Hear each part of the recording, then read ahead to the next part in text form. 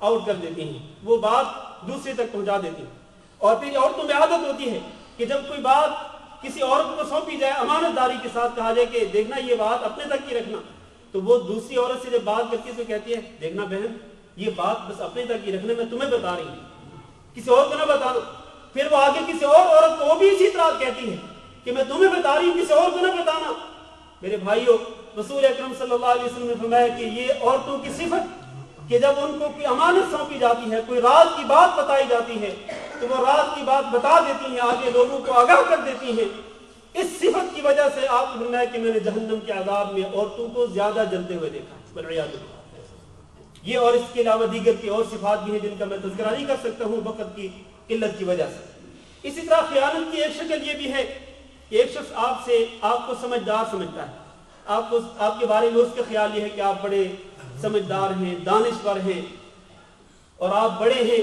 आपसे वो किसी मामले में मशवरा तलब करता है। फिर आपको पता है कि जिस मामले में वो आपसे मशवरा तलब कर रहा है, आपको पता है कि आप उसको अगर इस तरह मशवरा दें तो उसकी भलाई होगी, उसकी खैर होगी, और अगर इस तरह मशवरा देंगे तो इसमें उसका नुकसान होगा। लेकिन आप क्या करते हैं, उस मशवरे में खयानत करते हैं, डंडी मार जाते हैं, उसको वो गलत रास्ता बतलाते हैं जिसके बारे में आपको पता है कि इस रास्ते पे ये जाएगा तो ये तबाह हो जाएगा, बर्बाद हो जाएगा, इसका नुकसान होगा, खसारा होगा, ये शर की तरफ चला जाएगा। लेकिन आप दीदा दानिस्ता जानबूझ के आप उसको गलत मशवरा देते हैं। गलत मशवरा देना जो है ये भी खयानत है, इससे भी अल्लाह ताला ने मना किया है, इससे भी रसूल अकरम सल्लल्लाहु अलैहि वसल्लम ने मना फरमाया है। लिहाजा एक मुस्तशार जो है जिससे मशवरा तलब किया जाता है, उसकी अमानतदारी का तकाजा यह है कि वो जिस चीज को उसके लिए बेहतर समझता हो दुनिया और आखिरत के एतबार से, वो उसको उसी तरह से मशवरा दे पूरी अमानतदारी के साथ, और इस मशवरे में वो खयानत ना करे। इसी तरह आखिरी बात यह है कि खयानत की शक्लों में से एक शक्ल किसी की इज्जत में खयानत करना। मसलन आप यहां पर आए हैं अपने मुल्क से बाहर, और आप पीछे अपने भाई को या अपने किसी और जिम्मेदार को आप जिम्मेदारी लगाते हैं कि देखना मैं तो बाहर जा रहा हूं और आप मेरे बीवी बच्चों का ख्याल रखें। फिर वो शख्स आपकी इज्जत में खयानत करे, अल्लाह माफ करे अगर वो आपकी इज्जत को निशाना बनाता है तो ये बहुत बड़ी खयानत है। आपके घर में, आपके औलाद में या आपके माल में अगर वो खयानत का इर्तिकाब करता है तो इसका बहुत बड़ा गुनाह हो। मैं पहले ही बयान कर चुका हूं कि वो शख्स जो कि मामूली चीज में और हर छोटी सी छोटी चीज में खयानत करता है और तमा और लालच का पुतला होता है, उसके बारे में अल्लाह के रसूल ने फरमाया कि ये जहन्नमी है। लिहाजा हम सबको ये जो मुख्तलिफ शक्लें, मुख्तलिफ सूरतें मैंने बताई हैं खयानत की, इन तमाम से और इसके अलावा दीगर जो शक्लें हैं उन तमाम से इंसान को बचना चाहिए, हम सबको उससे परहेज करना चाहिए। अल्लाह ताला से दुआ है कि अल्लाह हम सबको खयानत से बचने की तौफीक दे और अल्लाह ताला अमानतों को कमा हक़्क़ुहा अदा करने की तौफीक दे। अस्तग़फिरुल्लाह ली व लकुम व लिसाइरिल मुस्लिमीन फस्तग़फिरूहु इन्नहु हुवल गफ़ूरुर रहीम।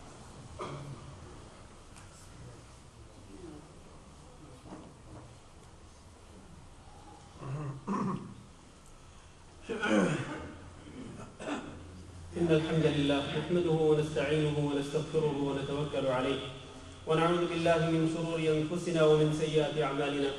من يهده الله فلا مضل له ومن يضلل فلا هادي له وأشهد أن لا إله إلا الله وحده لا شريك له وأشهد أن محمدا عبده ورسوله اللهم صل على محمد وعلى آل محمد كما صليت على إبراهيم وعلى آل إبراهيم إنك حميد مجيد اللهم بارك على محمد وعلى آل محمد كما باركت على إبراهيم وعلى آل إبراهيم إنك حميد مجيد أما بعد عزیز بھائیو اور دوستو، ذمہ داری اور امانت داری کا تقاضا یہ بھی ہے کہ جب آپ کو کسی منصب پہ فائز کیا جائے، چاہے وہ چھوٹا ہو چاہے وہ بڑا ہو، تو آپ اس منصب کو اسی طرح ادا کریں اور اس ذمہ داری کو اسی طرح ادا کریں جس طرح آپ سے مطالبہ کیا گیا ہے۔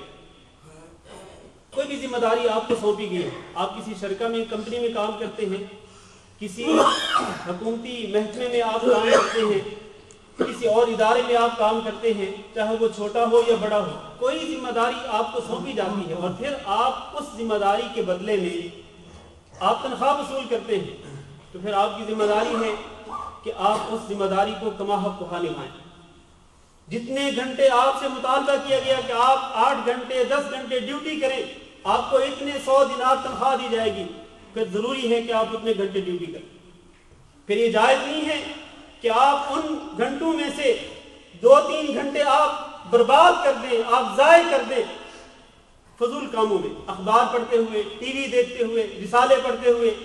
یا کمپیوٹر پر انٹرنیٹ پہ آپ بیٹھ جائیں اور اپنا وقت برباد کرتے رہیں، اس کمپنی والے کو، اس ادارے والے کو آپ کے اس وقت سے کوئی فائدہ نہ ہو،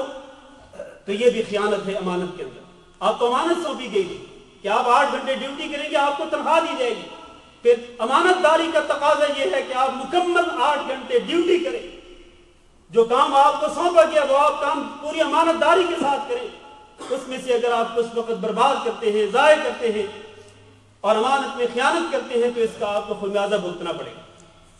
اور پھر اگر آپ کو یہ ذمہ داری سونپی جاتی ہے کہ آپ جا کے کلیکشن کریں، لوگوں سے آپ جا کے پیسہ وصول کر کے آئیں، آپ کو کمپنی کی طرف سے، آپ کے ادارے کی طرف سے آپ کی یہ ذمہ داری لگائی گئی، تو آپ کے ذمہ یہ ہے، آپ کی امانت داری کا تقاضا یہ ہے کہ جو کچھ آپ کو ملتا ہے آپ کو ادا کریں اپنی کمپنی کو۔ رسول اکرم صلی اللہ علیہ وسلم نے فرمایا من استعملناه منكم على عمل، تم میں سے جس کو بھی ہم کسی کام کی ذمہ داری سونپ دیں، فکتمنا مخیطا، پھر وہ ایک سوئی جو ہے وہ چھپا لے،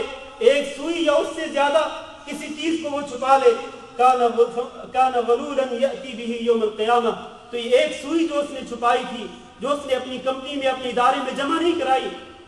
اور اپنے بوس کی طرف سے، اپنے کفیل کی طرف سے جو اس کی ذمہ داری لگائی گئی تھی، اس کے مطابق اس نے یہ پورا مال جو اس نے جمع کیا مختلف لوگوں سے کلیکشن کی، جو اس نے اگر اپنے کفیل کو، ذمہ دار کو ادا نہیں کیا، فرمایا رسول اکرم صلی اللہ علیہ وسلم نے کہ اگر اس نے ایک سوئی بھی چھپائی تو وہ قیامت کے دن لے کے آئے گا۔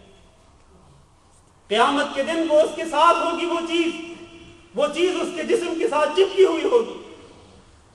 اور وہ اس بات کی نشانی ہوگی کہ اس نے اس چیز کی خیانت کی تھی، اس میں اس نے غداری کی تھی، بدعہدی کی تھی۔ تو پھر چھوٹی سی چھوٹی چیز ہو یا بڑی سی بڑی چیز ہو تو کما حق کہا اس کو ادا کرنا چاہیے، اس کو ان کے ذمہ داروں تک لوٹا دینا چاہیے۔ بعض لوگ یہ کہتے ہیں کہ دیکھیں جی یہ تو ہے، اپنے مالکوں کو، اپنے کمپنی والوں کو کہتے ہیں دیکھیں جی یہ تو ہے آپ کا حق، یہ لوگوں نے آپ کے لیے دیا، اور یہ لوگوں نے مجھے گفٹ کے طور پر دیا ہے، یہ ہدیہ ہے لوگوں نے مجھے پیش کیا ہے، لہذا یہ تو میرا حصہ ہے۔ رسول اکرم صلی اللہ علیہ وسلم نے اسی طرح ایک شخص نے جب کہا تھا، جس کو آپ نے بھیجا تھا زکوٰۃ کا مال جمع کرنے کے لیے، تو اس نے آ کر کے کہا کہ اے اللہ کے رسول یہ ہے زکوٰۃ کا مال اور یہ میرے لیے ہے، لوگوں نے مجھے ہدیہ دیا ہے۔ رسول اکرم صلی اللہ علیہ وسلم نے کیا فرمایا تم اپنے گھر میں کیوں نہ بیٹھ جاتے، پھر ہم دیکھتے کہ یہ لوگ آپ کو ہدیے اور آپ کو گفٹ پیش کرتے ہیں کہ نہیں کرتے ہیں۔ معنی یہ ہے کہ آپ کو ہم نے اس ذمہ داری پہ فائز کیا، اس منصب پہ بٹھایا کہ آپ جا کے لوگوں سے کلیکشن کر کے آئیں، زکوٰۃ کا مال لے کے آئیں، تو اس ذمہ داری کی وجہ سے لوگ آپ کو ہدیہ دیتے ہیں، تو پھر یہ پورے کے پورے ہدایا جو ہیں وہ آپ ہمیں جمع کریں، کیونکہ ہم نے آپ کو ذمہ دار بنایا، اس کی وجہ سے لوگ آپ کو ہدایا دیتے ہیں، لہٰذا وہ ہدایا ہمیں جمع کرائیں، ہم چاہیں تو آپ کو دیں، نہ چاہیں تو نہ دیں۔ ورنہ اگر آپ اپنے گھر میں بیٹھ جائیں، یہ ذمہ داری آپ کے اوپر نہ ہو، یہ منصب آپ کے پاس نہ ہو، تو پھر آپ کو کون کو ہدیہ دے گا، کون آپ کو گفٹ دے گا؟ اس لیے میرے عزیز بھائیو، یہ جو مختلف صورتیں میں نے بیان کی ہیں،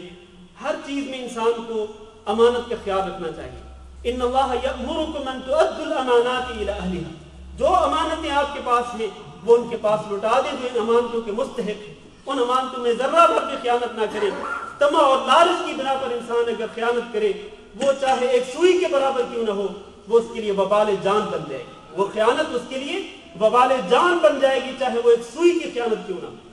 تو اس لیے خیانت سے ہر طرح انسان کو پرہیز کرنا چاہیے، اس سے بچنا چاہیے۔ اللہ تعالیٰ ہم سب کو اس کی توفیق دے۔ اللہم اعز الاسلام والمسلمین واذل الشرک والمشرکین، اللہم اعز الاسلام والمسلمین واذل الشرک والمشرکین، اللہم اغفر لنا وللمؤمنین والمؤمنات وللمسلمین والمسلمات الاحیاء منهم والاموات، اللہم انا نسألك العفو والعافیہ والمعافاة الدائمة في الدنيا والآخرة، اللہم فرج هم المهمومین ونفس كرب المكروبین واقض الدین عن المدینین واشف مرضانا ومرضى المسلمين، اللهم آمنا في أوطاننا واجعل هذا البلد آمنا مطمئنا وسائر بلاد المسلمين. عباد الله، إن الله يأمر بالعدل والإحسان وإيتاء ذي القربى وينهى عن الفحشاء والمنكر والبغي يعظكم لعلكم تذكرون. سبحان ربك رب العزة عما يصفون وسلام على المرسلين والحمد لله رب العالمين.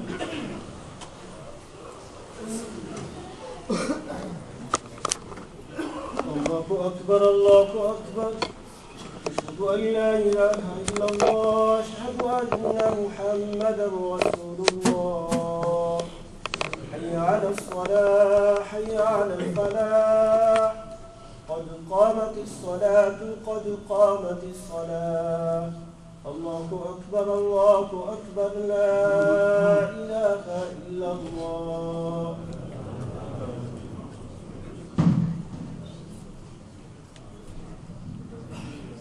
سفید درست کر لیں.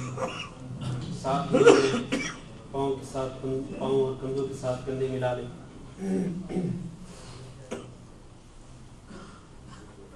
اللہ اکبر.